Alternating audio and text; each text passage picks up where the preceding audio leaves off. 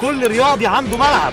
بس مش كل رياضي عارف ان الملعب الجديد بقى اسمه المحتوى، والمحتوى ده هو الملعب اللي بيفصل بين اللي بيتشاف واللي بيتنسي. فلو انت مدرب كورة مثلا، ما تستناش الجمهور في الاستاد، جمهورك دلوقتي على الموبايل، استعمله صح. لان مدرب الجيم اللي مش بيصور نفسه كأنه بيتمرن في عز الضلمة. خليك النور اللي الناس تشوف بيه النتيجة، لان الضربة القاضية مش في الحلبة، الضربة القاضية هي الفيديو اللي يوصلك للعالم كله.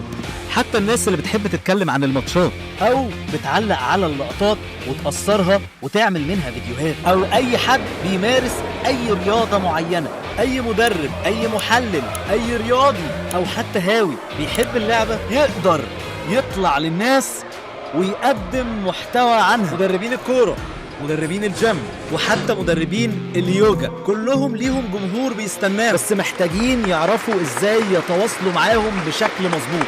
في كورس ملعب المحتوى في 15 يوم بس هتبني محتواك بإيدك وهتبدأ تبيع باسمك. وخلاصة، لو انت رياضي الكورس ده ليك، ابعت رسالة واسأل عن التفاصيل.